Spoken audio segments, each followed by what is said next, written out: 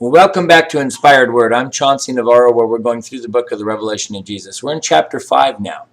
And in the last one, in chapter 4, John was just caught up in the Spirit to the throne of God. And I wanted to emphasize that just like Philip was caught in the Spirit and taken to the Ethiopians, he was literally translated there.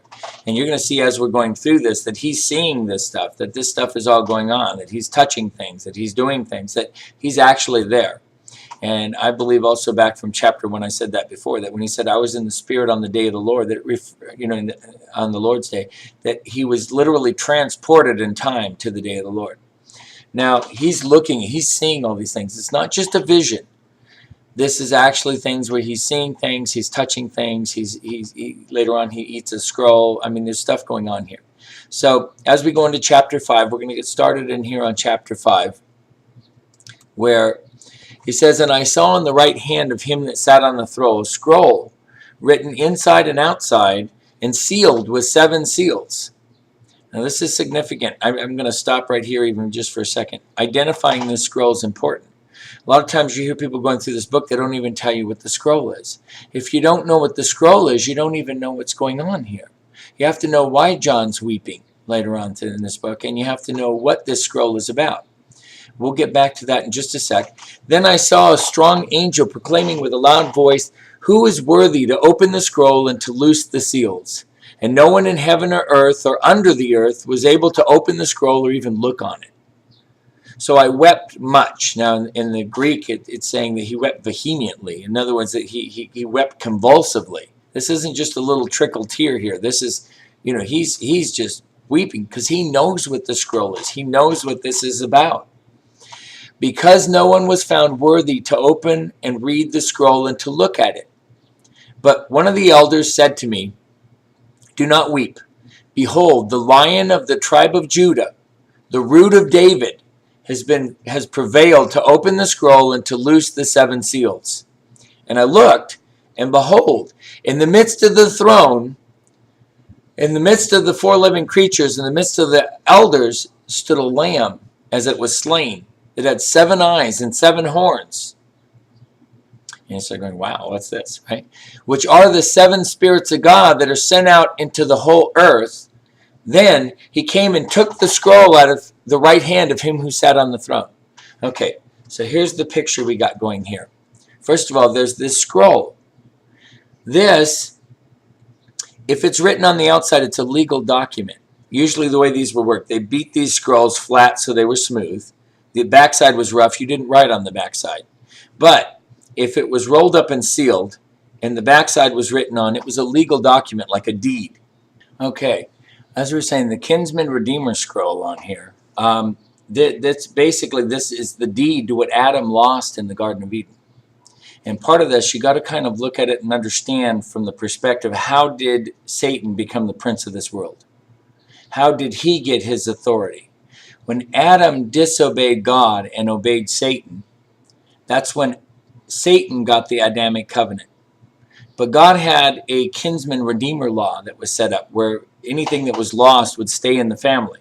How would it stay in the family? Well, if that person would be able to buy it back in the Sabbath year, if they couldn't afford to buy it back, their closest blood relative could buy it back. Now, I always wondered, people would say, well, Jesus had to be born from Mary. Well, I don't get that. What do you mean he has to be born from Mary so he wouldn't have sin?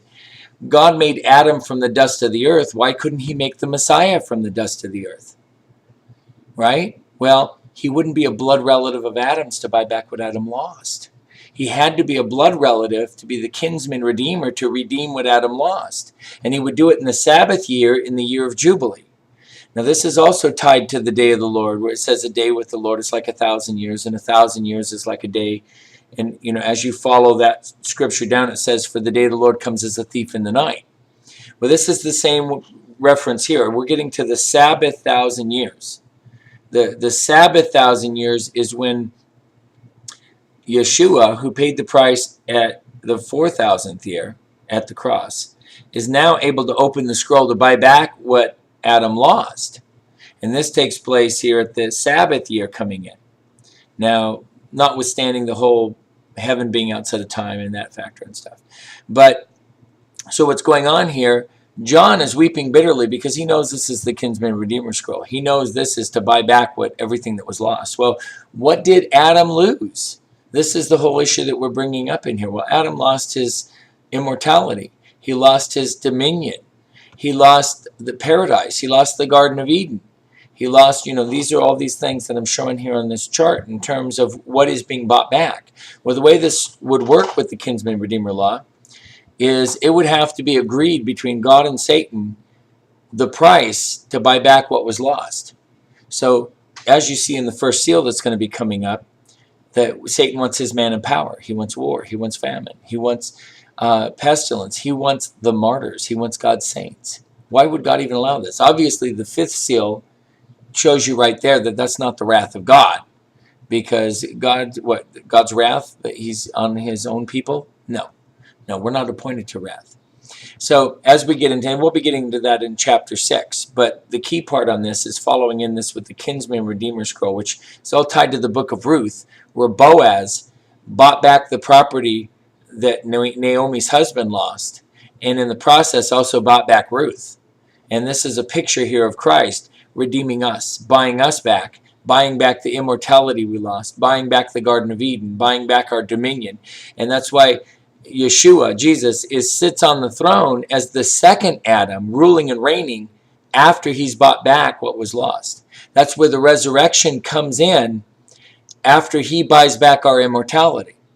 And so this is all connected and tied to it.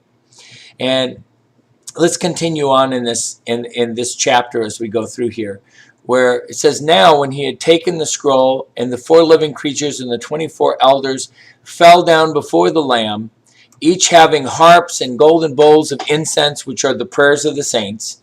And they sang a new song, saying, you are worthy to take the scroll and to open the seals, for you were slain, and you have redeemed us to God by your blood, and out of every tongue, and out of every tribe, and out of every nation and people, that you have made us kings and priests unto our God, and we shall reign on the earth.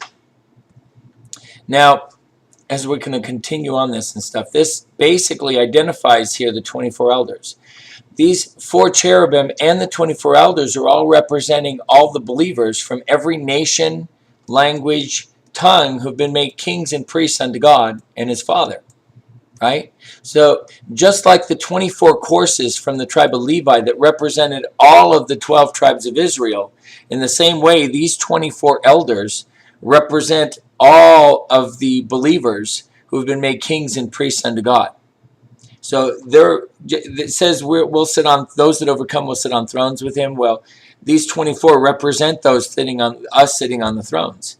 It says, then I looked, and I heard a voice of many angels around the throne, and the living creatures and the elders, and the number of them was 10,000 times 10,000 and thousands of thousands, saying with a loud voice, worthy is the Lamb who was slain, to receive power and riches and wisdom and strength and honor and glory and blessing. And every creature which was in heaven and in earth and under the earth, and such as are in the sea and that are in them, heard saying, blessing and honor and glory and power be to him who sits on the throne, and to the Lamb forever and ever. And then the 4 living creatures said, amen. And the 24 elders fell down and worshipped him who lives forever and ever. Now, if you look at this on there, the part that intrigues me on this is that every creature which is in heaven or on the earth and under the earth, such as are in the sea, and all of them that I heard this saying, blessing, honor, glory, and power be to him who sits on the throne. Now I know that in the end, every knee will bow and every tongue confess that Jesus Christ is Lord, that Yeshua HaMashiach is Lord, is Adonai. Now, what intrigues me is that everyone on earth is hearing this. Well, obviously, I don't know if it's the whole heaven outside of time thing, and that it's relating to, in a forward sense, to everybody, every knee bending and calling Jesus Lord, or if this is actually some phenomenon where every creature on the earth is able to hear what's being said here. So this, to me, this is extremely intriguing. This is one of the most intriguing things I find in the entire book. And as we go through here, and as we're going through here, I think the one thing I want you to keep in mind as we go into chapter 6 is the fact that each of these seals being opened is part of this deed to buy back what Adam lost, to restore dominion over the earth to Adam, in this case, his kinsman, Yeshua HaMashiach, Jesus the Messiah, as sitting on the throne, ruling and reigning in the place of Satan, who did have authority over the kingdoms of this earth, but is now being dethroned because he was a usurper. He didn't truly own it. It was still Adam's. It was he got custody. He was a steward of it for the time. Now he's losing his authority, and this is why he gets cast out of heaven in chapter 12. And we'll get to that when we get there. So be back here for chapter 6 as the scrolls start opening and things start happening. I'll see you back here. My name is Chauncey Navarro, and this is Inspired Word.